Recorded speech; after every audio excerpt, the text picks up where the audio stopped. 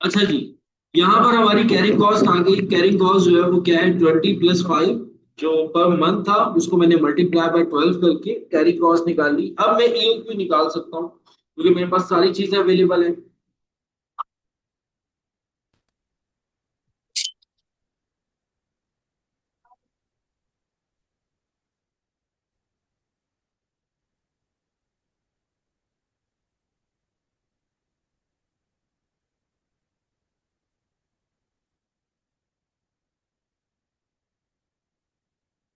EOQ के लिए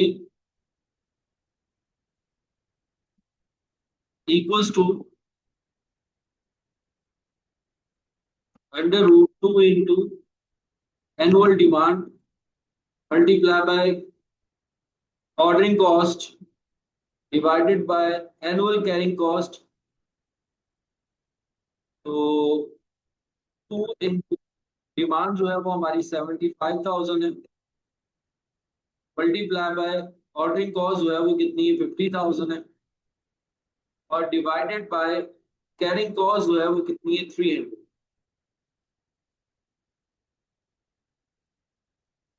तो ईओक्यू क्या हो जाएगा बेटा आपके पास, जरा मुझे निकाल के बताओ कितना।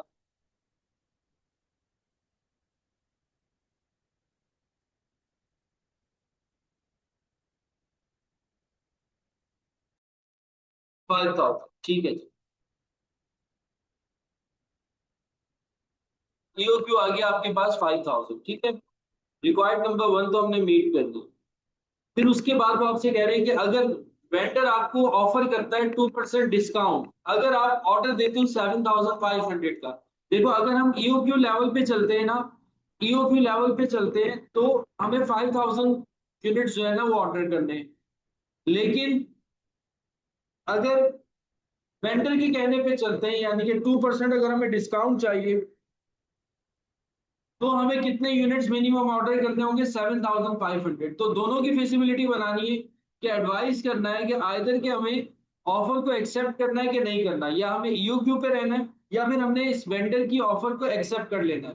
तो उसके लिए ऑब्वियस सी बात है, मुझे क्या करना पड़ेगा, मुझे एनुअल ऑर्डरिंग कॉस्ट और एनुअल कैरिंग कॉस्ट निकालनी होगी, जो कि अब तक हम लोग अच्छे से निकाल के सीख चुके हैं। पिछले कई क्वेश्चंस के अंदर हमने एनुअल ऑर्डरिंग कॉस्ट भी निकाली और एनुअल कैरिंग कॉस्ट भी निकाली।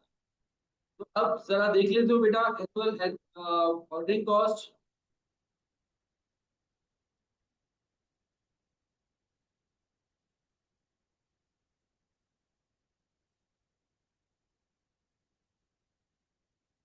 एनुअल ऑर्डरिंग कॉस्ट आपकी क्या होगी, कितने यूनिट्स हैं, अगर हम ईओक्यू लेवल पे चलते हैं यानी कि 500 यूनिट्स, 5,000 यूनिट्स, और अगर हम डिस्काउंट अवेल करते हैं यानी कि 7,500 यूनिट्स, तो एनुअल ऑर्डरिंग कॉस्ट क्या होगी। सर ईओक्यू लेवल पे सबसे सबसे पहले तो आपको क्या पता होना चाहिए, नंबर ऑफ ऑर्डर्स पता होने चाहिए कि नंबर ऑफ ऑर्डर्स कितने।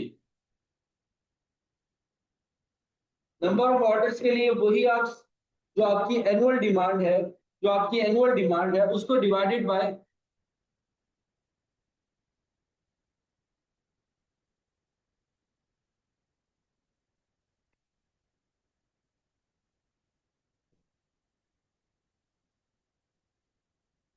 एनुअल डिमांड आपकी कितनी थी, 75,000 थी जो हमने फाइंड आउट की है। तो 75,000 डिवाइडेड बाय, अगर हम 7,500 यूनिट्स ऑफर करते हैं, ऑर्डर करते हैं, तो नंबर ऑफ ऑर्डर्स कितने आ जाएंगे आपके पास, 10। और वही अगर हम ईओपी लेवल पे चलते हैं यानी कि 5,000 एनुअल डिमांड हमारी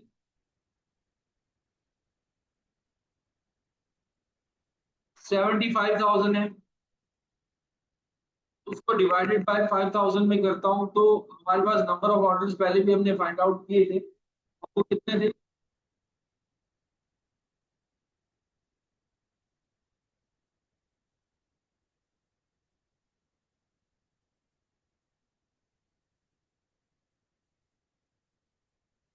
कितने आ रहे हैं,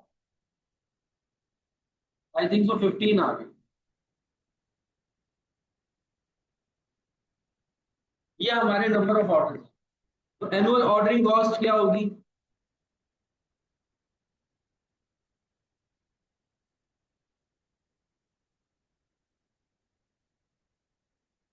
कि सर अगर मैं 15 मल्टीप्लाई बाय, पर ऑर्डर कॉस्ट कितनी है हमारी? पर ऑर्डर कॉस्ट है सर 50,000,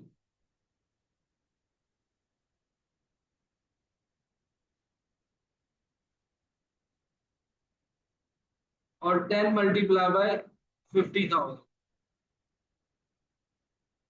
तो कितना हो जाएगा ये? 7,50,000 और 5 लाख। तो ये हमारी एनुअल ऑर्डरिंग कॉस्ट आ गई। ये वाली बात सबको क्लियर हो गई? यहाँ तक कोई मसला, कोई परेशानी? अब कैरी कॉस्ट देख लेते हैं।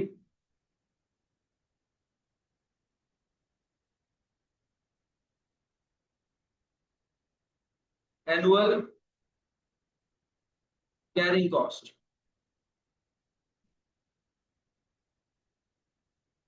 एनुअल कैरिंग कॉस्ट के लिए सर आप क्या करते थे? आप एवरेज निकालते थे, एवरेज इन्वेंट्री निकालते थे। जैसे ईओक्यू लेवल हमारा 5,000 का है, तो 5,000 डिवाइडेड बाय 2 करके एवरेज आता था, और उसको फिर हम मल्टीप्लाई करते थे annual carrying cost per unit. तो annual carrying cost per unit थी हमारी 300।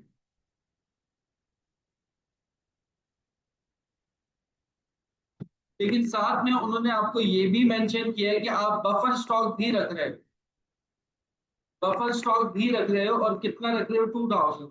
यानी कि ये तो आपके पास सेफ्टी स्टॉक में हमेशा रहेगा, तो इसकी भी आपकी कैरिंग कॉस्ट निकलेगी 2,000 मल्टीप्लाई बाय 300।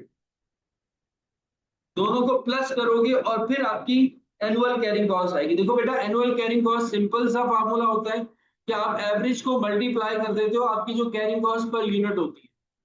लेकिन अगर कोई बफर स्टॉक भी है, यानी कि सेफ्टी स्टॉक भी है, तो उसको भी आपने साथ में शामिल करना होता है। इससे पहले शायद हम लोगों ने क्वेश्चन में नहीं लिखा, कोई किसी क्वेश्चन में बफर स्टॉक नहीं आया था। इस क्वेश्चन के अंदर अच्छी बात है कि बफर स्टॉक आ गया है। अगर बफर स्टॉक यानी कि सेफ्टी स्टॉक आ जाए, तो उसकी भी कॉस्ट को आपने क्या करना होता है? तो ये बेटा कितना आ रहा है? 13,50,000, 13,50,000।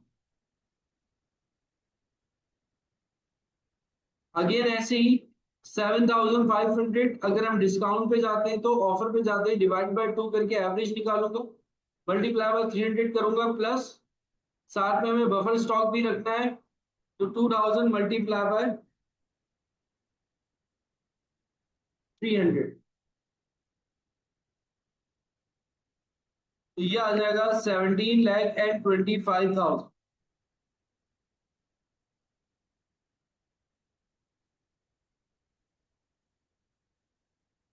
एनुअल कैरिंग कॉस्ट और एनुअल ऑर्डरिंग कॉस्ट सबको समझ में आ गई?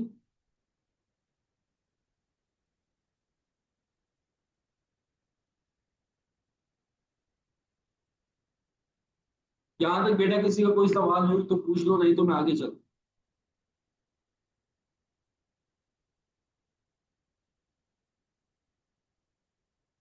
अच्छा, ये हमारे पास आ गई एनुअल कैरिंग कॉस्ट और एनुअल ऑर्डरिंग कॉस्ट। टोटल करो जरा, इसका कितना आ रहा है टोटल?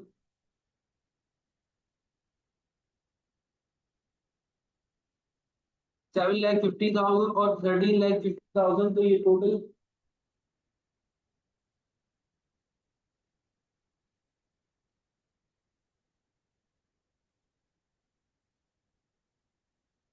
21 लाख हो जाएगा ये। टोटल करो कितना आ रहा है?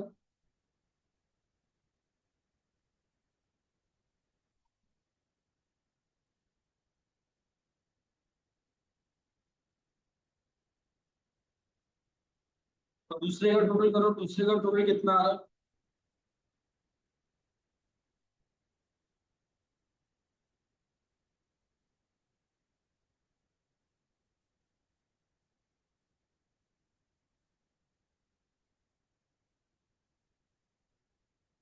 2,25,000। ठीक है जी।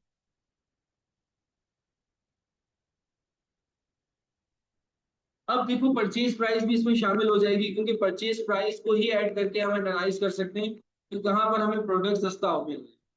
तो परचेज प्राइस, वैसे आपकी परचेज प्राइस क्या है सर? वैसे हमारी जो परचेज प्राइस है वो क्या है? वो है 600। कॉस्ट पर केजी कितना है? 600। और एनुअल डिमांड आपकी कितनी है? 75,000। तो सर 75,000 मल्टीप्लाई बाय 600 अगर मैं करता हूँ तो परचेज प्राइस मेरी आ जाएगी 45 लाख।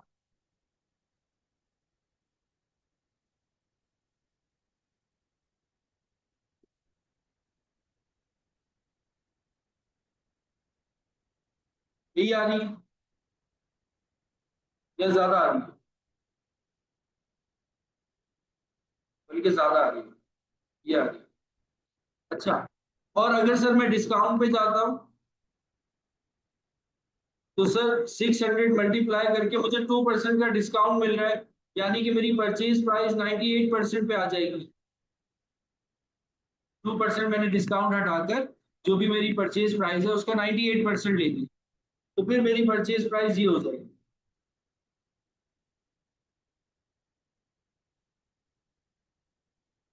अब आप टोटल करो,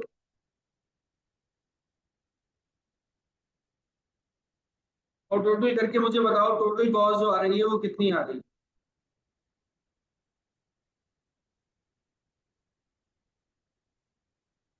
ये तो 47 हो जाएगा।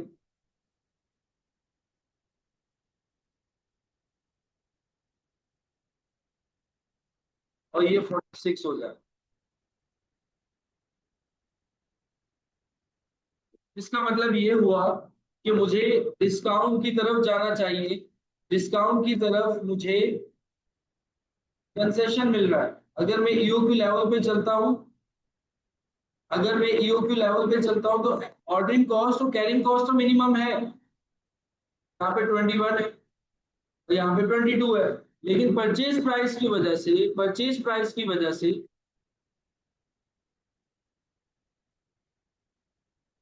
2% जो मुझे डिस्काउंट मिलेगा उसमें मेरी टोटल कॉस्ट के ऊपर इम्पैक्ट आ रहा है, वो कम हो रही है। ये बात क्लियर हो गई बेटा आप लोगों को?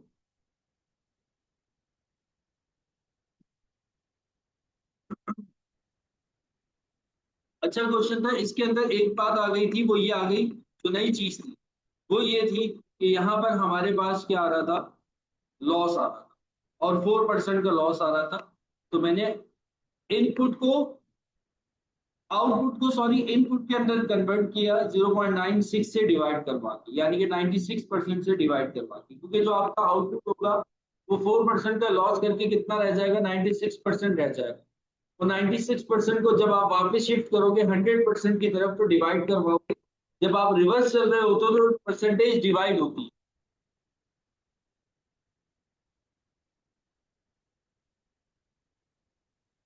मेरे ख्याल में ये वाला क्वेश्चन आपको क्लियर हो गया होगा। अब चलते हैं हम नेक्स्ट क्वेश्चन की तरफ। नेक्स्ट नेक्स्ट नेक्स्ट हमारा क्वेश्चन क्या है?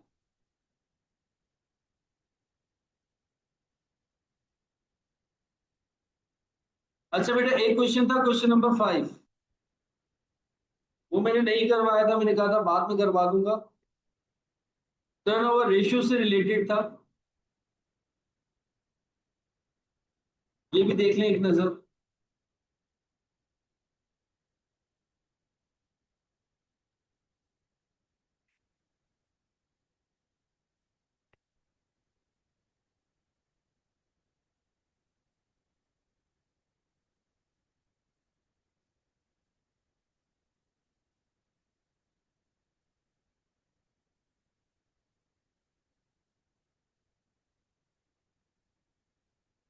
Jawad and Sons reported sales of 150 million. यहां पर आपको बताया जा रहा है कि जो जवाद एंड सन्स है वो सेल कर रहे हैं 150 मिलियन, और जो उनका इन्वेंट्री टर्नओवर रेशियो है वो 2 है। सबसे पहली बात, किस तरह ये इन्वेंट्री टर्नओवर रेशियो क्या होता है?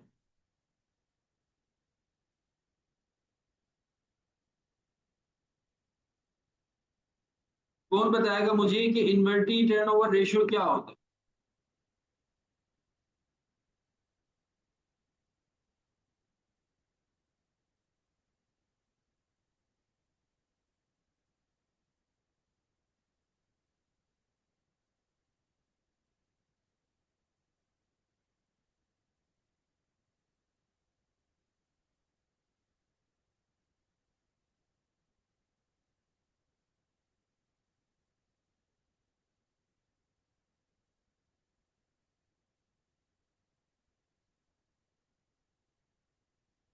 हाँ, कितनी दफा इन्वेंट्री जो है आपकी सेल हो रही है, यानी कि आपके पास से कितनी दफा इन्वेंट्री निकल रही है। इन्वेंट्री टर्नओवर रेशियो से कहा जाता है कि साल में कंपनी अपनी अपनी इन्वेंट्री को कितनी दफा बेचकर फिर से रिप्लेस करती है।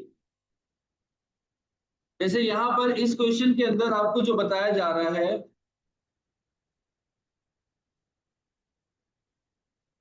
एक मिनट,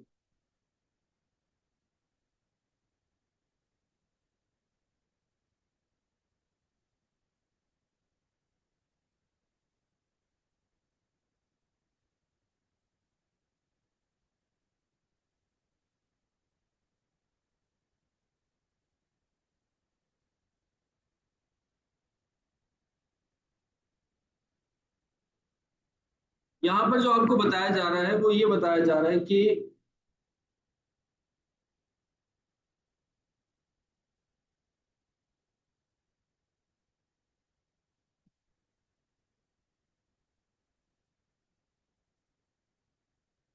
इन्वेंट्री टर्नओवर रेशियो आपका 2 है। इट मींस कि आप साल में 2 दफा अपनी इन्वेंट्री को सेल करते हैं, और आपकी जो सेल है वो कितनी है, 150 मिलियन की। The company in now adopting just in time inventory system. अब कंपनी जो है वो just in time inventory system use कर रही है। जस्ट इन टाइम का मतलब होता है जब जरूरत पड़े वह ऑर्डर करोगे, जैसे ही जरूरत पड़े वैसे ही आपने ऑर्डर कर लिया, इसको आप कहते हो just in time. If the new system is able to reduce the company inventory level and increase the company's inventory turnover to 5, यानी कि अब जो इन्वेंट्री टर्नओवर कंपनी का हो चुका है वो कितना हो चुका है, 5, यानी कि साल में कितनी दफा सेल कर रही है, 5 दफा सेल कर रही है। सेल उतनी है 150 मिलियन, लेकिन इन्वेंट्री का जो आउटफ्लो हो रहा है, पहले कितनी दफा हो रहा था, पहले 2 दफा हो रहा था, अब आउटफ्लो कितनी दफा हो रहा है, 5 दफा हो रहा है। क्योंकि आप क्या यूज कर रहे हो, जस्ट इन टाइम यूज कर रहे हो। पहले ये होता था कि आपने सिर्फ और सिर्फ 2 दफा आउटफ्लो हो रहा है, आप अपने पास इन्वेंट्री को होल्ड करके रखते थे, और फिर आप क्या क्या करते थे, सेल किया करते थे। अब जस्ट इन टाइम में होल्डिंग का कोई कंसेप्ट ही नहीं है, इन्वेंट्री आ रही है और आप बेच रहे हो। तो अब आपका जो इन्वेंट्री टर्नओवर है वो कितना हो गया, 5 टाइम्स हो गया, यानी कि 5 दफा आपकी इन्वेंट्री का आउटफ्लो होता है। while maintaining the same level of sale, यानी कि आपका जो सेल लेवल है वो सेम है, 150 million. How much cash will be freed up, कितना कैश आपका फ्रीड अप हुआ, कितना कैश आपका फ्रीड अप हुआ, यानी कि कितना कैश आपका बच गया। देखो बेटा, जब आप 2 दफा ऑर्डर करते थे पूरे साल में, सिर्फ और सिर्फ 2 दफा आप ऑर्डर कर रहे हो, आपका इन्वेंट्री का टर्नओवर सिर्फ 2 दफा का है, तो अच्छी खासी इन्वेंट्री आप अपने पास होल्ड करके रखते होगे। अब जब आप इन्वेंट्री अपने पास होल्ड करके रखते हो तो उससे क्या होता है कि आपका कैश जो है वो क्या होता है, फंस जाता है। वर्किंग कैपिटल आपका फंस जाता है, कैश आपका आउटफ्लो होता ही नहीं, कैश वहीं पे रहता है, स्टक रहता है, जब तक आपकी इन्वेंट्री का आउटफ्लो नहीं होगा, सेल नहीं होगी, जब तक आपके पास कैश आएगा नहीं। क्योंकि आप जस्ट इन टाइम पर आ गए, जस्ट इन टाइम पे अब आपकी जो इन्वेंट्री का टर्नओवर है वो कितना हो गया, 5 हो गया, यानी कि अब 2 से आपने 5 दफा अपनी इन्वेंट्री को ऑर्डर करना शुरू कर दिया है। 5 दफा आपकी इन्वेंट्री का स्टॉक आउट हो रहा है, यानी कि आपकी इन्वेंट्री बाहर जा रही है। तो अब आपके पास इन्वेंट्री होल्ड नहीं कर रहे हो अपने पास, जैसे ही आता है ऑर्डर आप क्या करते हो, जस्ट इन टाइम फॉलो करते हो, यानी कि ऑर्डर करते हो और आपके पास से इन्वेंट्री क्या हो जाती है, सेल हो जाती है। तो यहाँ पर आपका कैश स्टक नहीं हो रहा। तो कह रहे हैं कि आपने कितना कैश बचा लिया, फ्रीडम का मतलब कितना कैश आपने बचा लिया, 30 मिलियन, 40 मिलियन, 45 मिलियन और 50 मिलियन। देखो बेटा, सबसे पहले तो देख लो आपका इन्वेंट्री टर्नओवर का फॉर्मूला क्या होता है। इन्वेंट्री टर्नओवर का फॉर्मूला क्या होता है।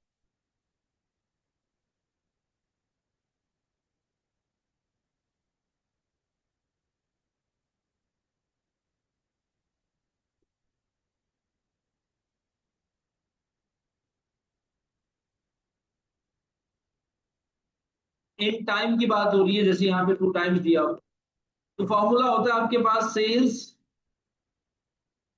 या कॉस्ट ऑफ सेल होती है, या सेल्स होती है। अगर कॉस्ट ऑफ सेल गिवन है तो कॉस्ट ऑफ सेल होती है, और अगर आपको सेल्स गिवन है तो आप सेल देते हैं। Cost of sale divided by average inventory,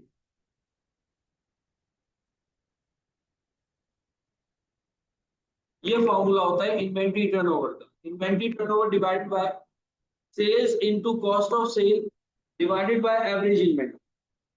अगर क्वेश्चन में कॉस्ट ऑफ सेल गिवन हो तो आप कॉस्ट लेते हो, और अगर सेल्स गिवन हो तो आप सेल्स लेते हो। ज्यादातर प्रायोरिटी जो दी जा रही होती है वो दी जा रही होती है cost of cell.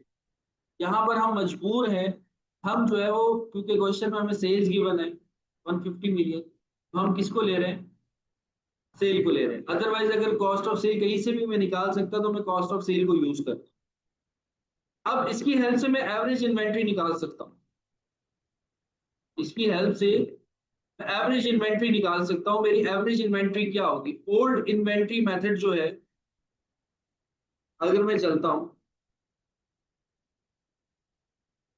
Old method पे, जब मेरा टर्नओवर रेशियो क्या है, 2 है, तो वो है 2 इक्वल्स टू, सेल्स है मेरी 150 मिलियन,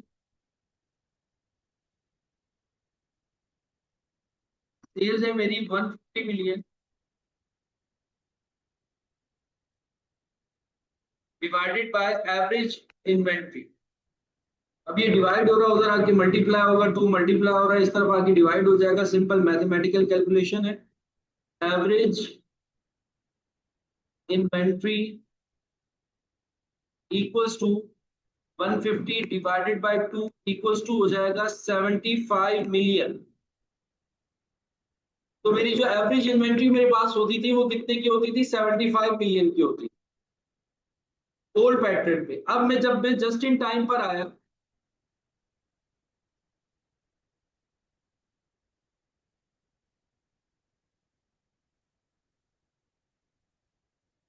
अब जब मैं जस्ट इन टाइम पर आया, पहले मैं ओल्ड पे था, अब मैं आ गया just in time,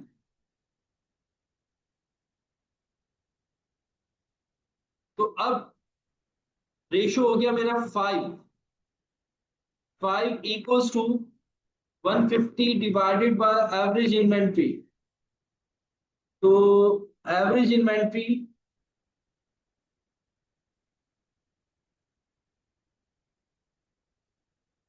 equals to 150 divided by 5 equals to क्या होगी,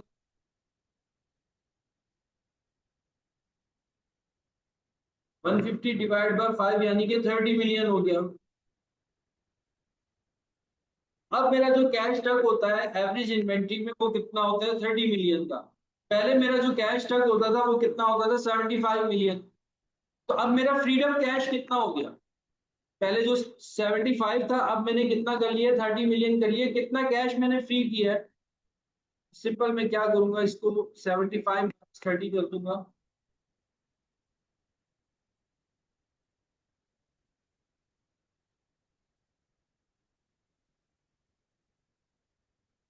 तो फ्रीडम कैश कितना आ जाएगा, आई थिंक 45 आ जाएगा।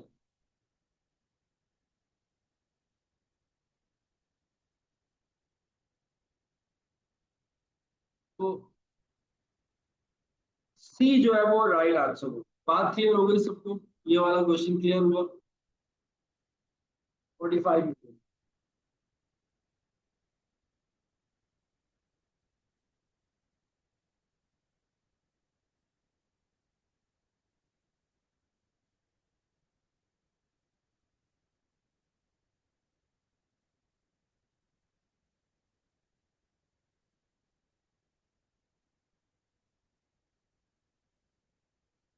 अच्छा, अब आओ नेक्स्ट क्वेश्चन की तरफ। दो क्वेश्चन है हमारे पास। छोटे छोटे कंसेप्ट हैं वो हमारे निकल रहे हैं, इसमें क्लियर हो रहे हैं। अच्छा, इसमें क्वेश्चन नंबर 4 है।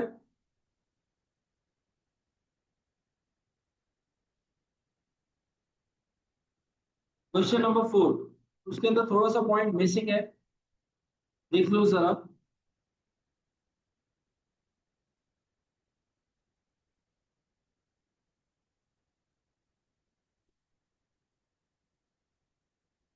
क्वेश्चन नंबर 4,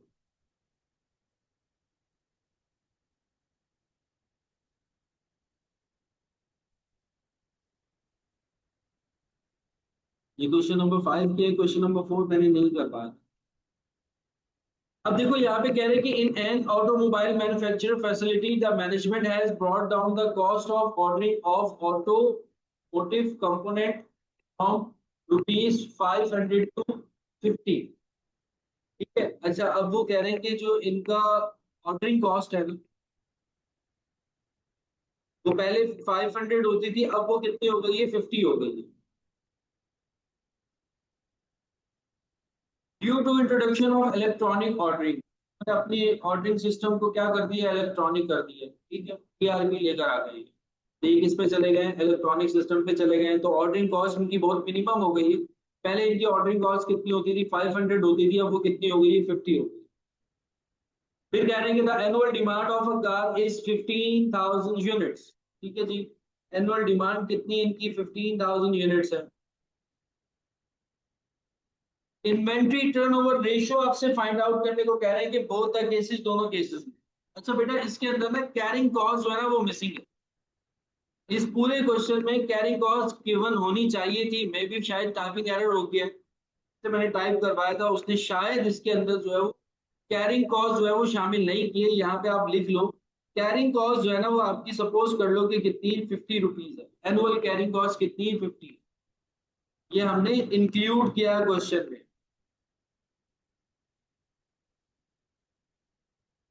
अब आपको इन्वेंट्री टर्नओवर रेशियो निकालना है दोनों केसेस में। क्वेश्चन नंबर 4, अब देखो इस क्वेश्चन में आपको क्या दे रहे हैं, एनुअल डिमांड दे रहे हैं,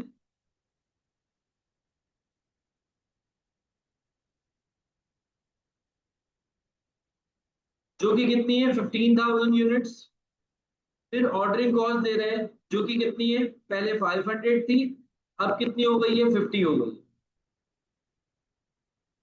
और जो कैरिंग कॉस्ट है वो कितनी है, 50 है। वो हम एज्यूम करते हैं कि क्या है, 50 है। पहले भी 50 थी, अब भी 50 है। एनुअल डिमांड भी पहले भी 15,000 थी, अब भी कितनी है, 15,000। उसके अंदर कोई चेंज नहीं है। आपसे इन्वेंट्री टर्नओवर रेशियो जो है ना वो फाइंड आउट करने को कहा।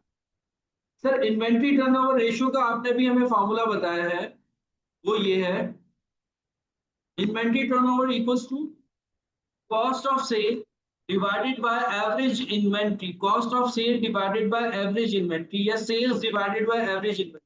अच्छा, ये जो फॉर्मूला है ये रुपीज में, ये जो फॉर्मूला है रुपीज में। इनको आप यूनिट्स में भी कर सकते हो, कोई इश्यू नहीं है।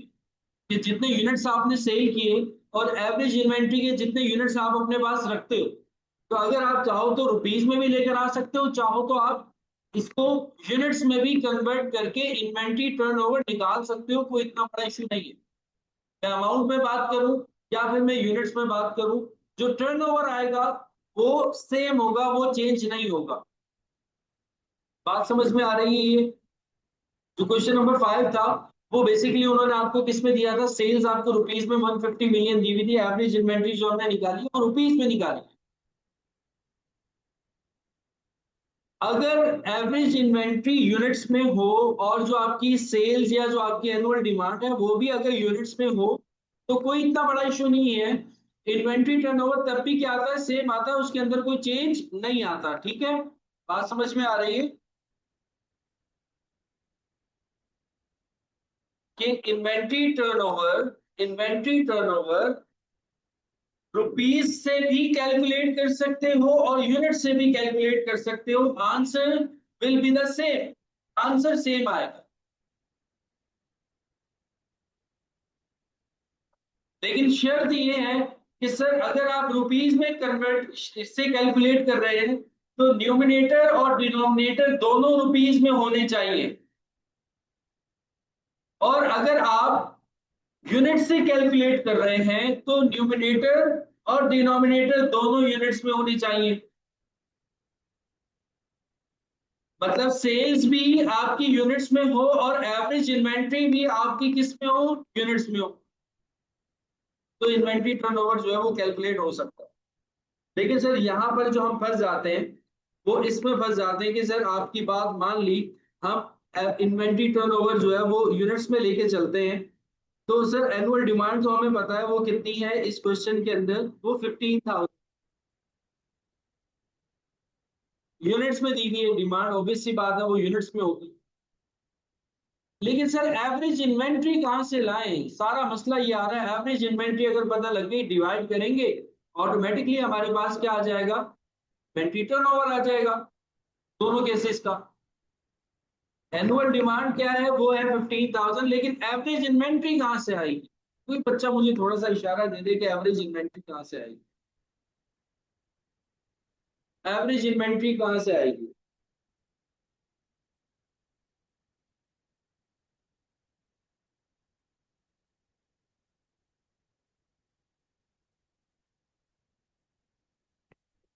बेटा बातें सर के ऊपर से तो नहीं गुजर रही ना, समझ में आ रही है ना सबको बात, जो जो मैं बता रहा हूँ आपको।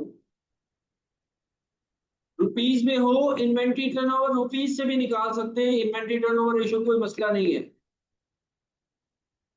वो तो ऑर्डरिंग कॉस्ट है ना। एवरेज इन्वेंट्री कैसे आएगी? बहुत आसान सी चीज है, आज ही हम लोगों ने पढ़ी है। एवरेज इन्वेंट्री आज ही हम लोगों ने पढ़ी है, कोई बच्चा मुझे बता।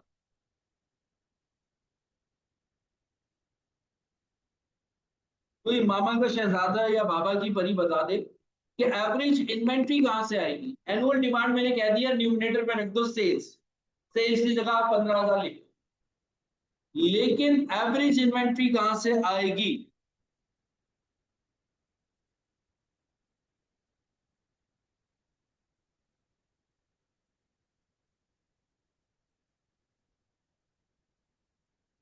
एवरेज इन्वेंट्री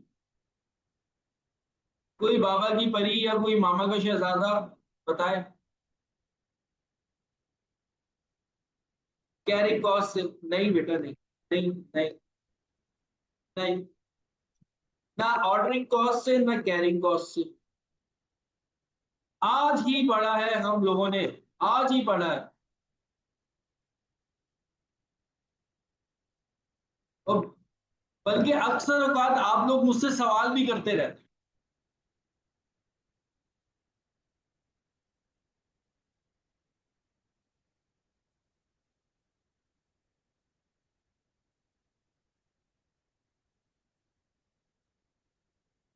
तो समझ में आ रहा है एवरेज इन्वेंट्री कहां से आएगी? एवरेज डिवाइडेड बाय टू होता है, बिल्कुल डिवाइड बाय टू होता है, थोड़ा थोड़ा पहुंच रहे हो। बताऊं? मैं बताऊं?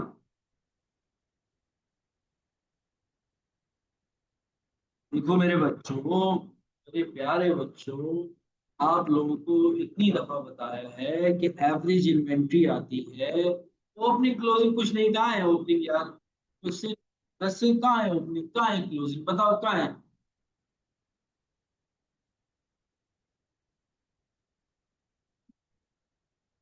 तो बेटा इतनी दफा बताया है कि एवरेज इन्वेंट्री आती है सर अगर हम ईओ क्यू को डिवाइड कर देते हैं टू से। याद है कैरिंग कॉस्ट निकालते थे हम लोग? कैरिंग कॉस्ट में क्या चाहिए होता था? Average inventory. याद आया कुछ?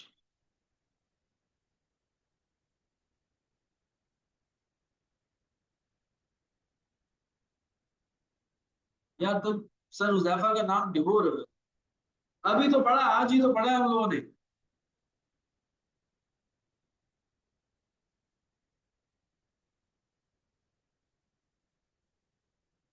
सर ईओ क्यू को अगर हम 2 से डिवाइड करते हैं तो एवरेज आता है, ये आप शुरू से बताते आ रहे हैं इस चैप्टर।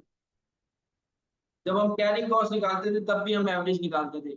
एक बार 10 सीट ने बताई ओपनिंग क्लोजिंग डिवाइडेड बाय 2 करते हैं वो भी एवरेज होता है, यहाँ पे है ही नहीं, कैसे निकालोगे आप। लेकिन ईओक्यू का डेटा हमारे पास अवेलेबल है। ईओक्यू का डेटा हमारे पास अवेलेबल है। एनुअल डिमांड भी है, ऑर्डरिंग कॉस्ट भी है, कैरिंग कॉस्ट भी है। तो अगर मैं ईओक्यू निकालता हूं, ईओक्यू 1 ले लेता हूं, डायरेक्टली फॉर्मूले के अंदर वैल्यू पुट कर रहा हूं बेटा, 2 multiply by 15,000 multiply by ordering cost शुरू में हम रखते हैं 500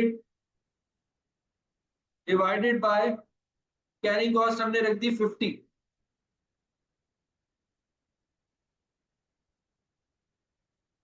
जरा बताओ ईओक्यू कितना आ रहा है।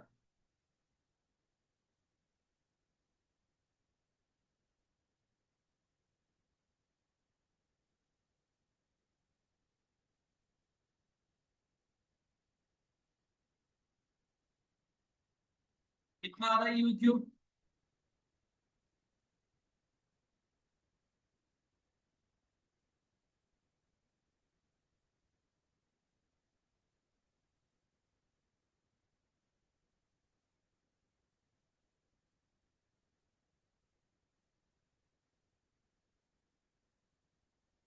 फाइव 47.7, ठीक है जी, 547.7 अप्रोक्सीमेटली हो गया 548, ठीक है।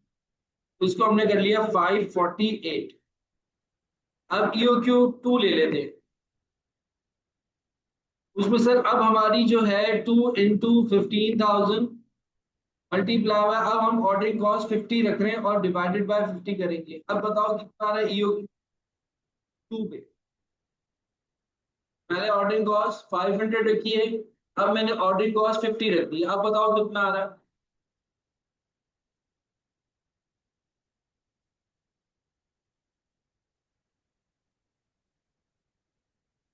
173, ठीक है जी, 173।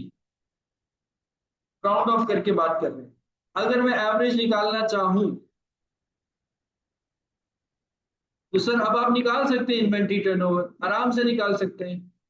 अगर हम फेज 1 की बात करते हैं, यहाँ पे बात करते हैं सर, तो 15,000 डिवाइडेड बाय, सर ईओक्यू आया हमारा 548 डिवाइडेड बाय 2 कर दें, एवरेज आ जाएगा। और फिर 15,000 डिवाइड बाय ये कर दें, कितना आ रहा है, डिवाइड बाय 2, एवरेज। एवरेज करने के लिए, एवरेज करने के लिए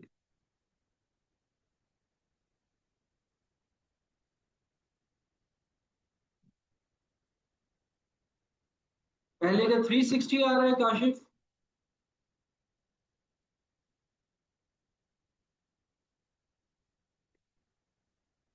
और दूसरे का 15,000 डिवाइडेड बाय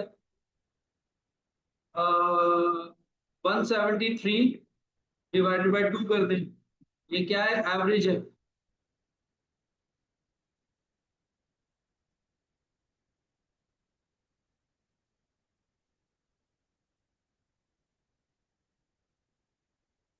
तो 360 का, अच्छा पहले का कितना आ रहा है, 274 आ रहा है, 274 आ रहा है पहले।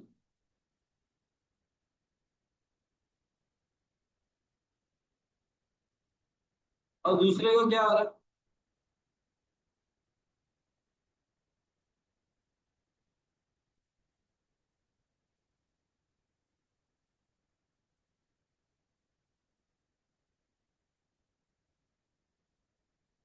दूसरे का मुझे बताने क्या आ रहा है।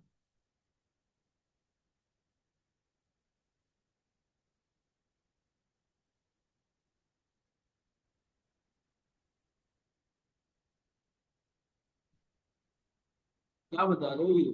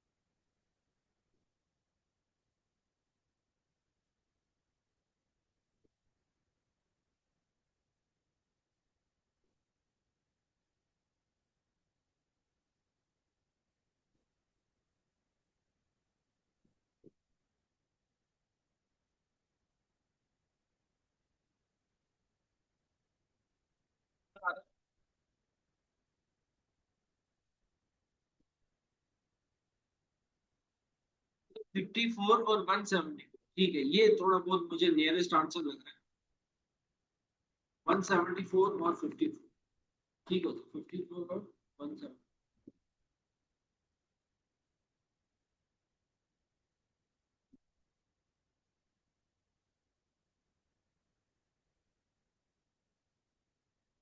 तो ये वाला क्वेश्चन भी क्लियर हो गया बेटा सबको?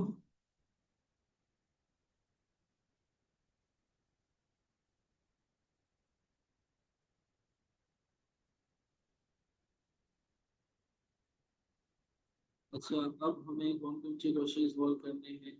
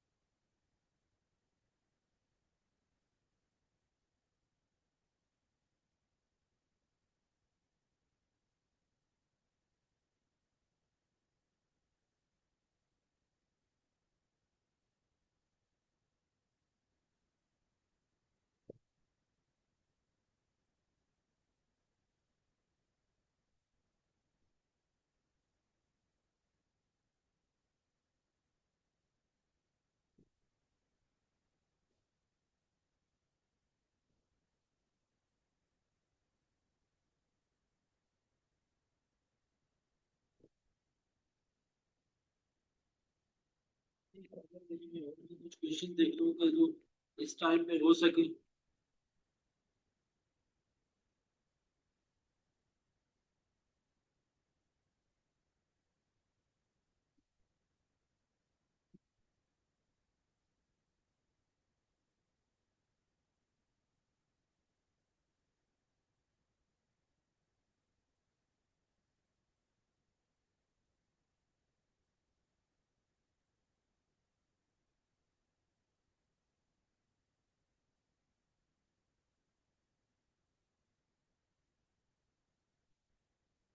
एमसीक्यूज कौन कौन सी की थी हमने लास्ट क्लास में?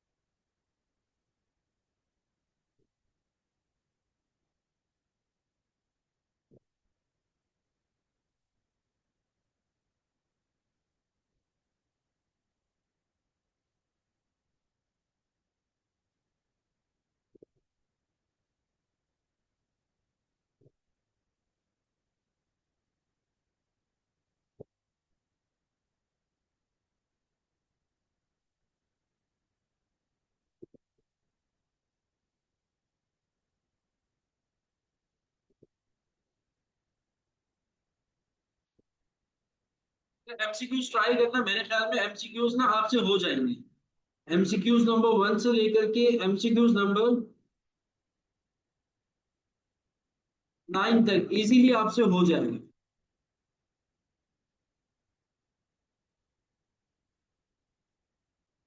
मैं देख रहा हूँ सारी एमसीक्यूज मेरे ख्याल में आसान है, वो इजीली आप लोग कर सकते हो। जो एमसीक्यूज ना हो रही हो वो मुझे बता देना, मैं आपको बता दूंगा। वैसे आप लोग की एमसीक्यूज नंबर 9 तक कर सकते हो। इसको ट्राई करना मुझसे।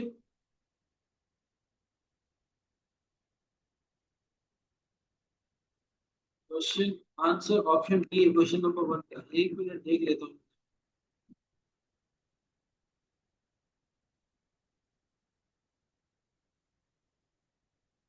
The economic order quantity formula include the cost of placing an order. However, the management accountant is ensured which of the following items should be included in cost of placing an order.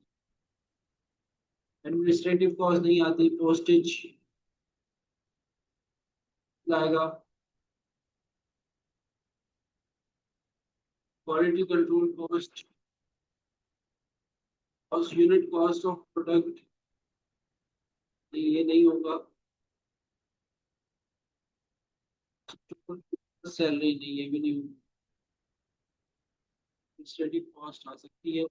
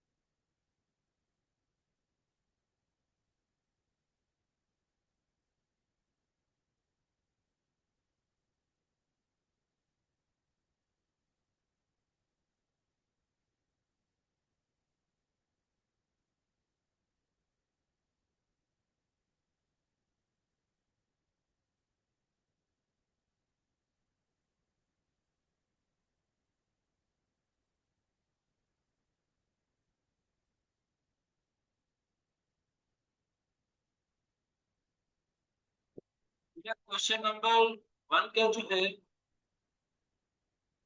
वो ए होगा। ए होगा। Shopkeeper salary और unit cost नहीं आता, 4 और 5 नहीं आएगा। बल्कि क्या होगा आपके पास, एडमिनिस्ट्रेटिव कॉस्ट हो जाएगी, पोस्टेज हो जाएगी और क्वालिटी कंट्रोल कॉस्ट हो जाएगी। 1 2 एंड 3।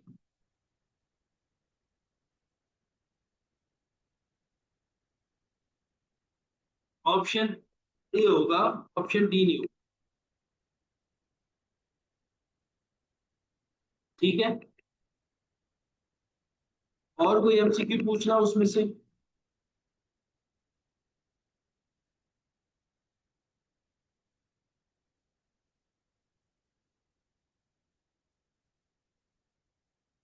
ठीक है बेटा, अब बस आप लोगों की एक और क्लास में रखूंगा, ये चैप्टर आप लोगों का कंप्लीट हो जाएगा। और ये क्लास इंशाल्लाह ताला मैं आप लोगों की रखूंगा थर्सडे वाले दिन, रखूंगा रात को 10 बजे। थर्सडे वाले दिन रखूंगा रात को 10 बजे। ठीक है। कल तो नहीं आप लोग की क्लास, लेकिन मैंने आपको कहा था कि जो क्लासेस आपकी रह चुकी है और वो मैं कोशिश करके एक्स्ट्रा रख के आप लोग कवर करूँ। तो थर्सडे इंशाल्लाह ताला रात को 10 बजे आप लोगों की क्लास होगी। क्लास लाजमी लाजमी लाजमी लीजिएगा तमाम बच्चे। तो वो 10 से लेकर 12 तक 2 घंटे की क्लास होगी। ठीक है। क्वेश्चन नंबर 10 के सोल्यूशन निकालूं।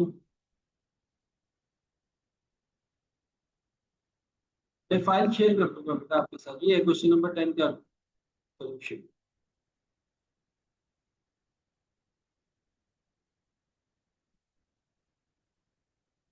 मैं फाइल भी शेयर कर रहा हूँ आप लोगों के साथ वैसे। और थर्सडे को 10 बजे इंशाल्लाह ताला आप लोगों की क्लास होगी। 10 to 12 होगी इंशाल्लाह। आज के लिए इतना काफी है, अपना ख्याल रखिएगा, मुझे दुआ में याद रखिएगा। अल्लाह हाफिज।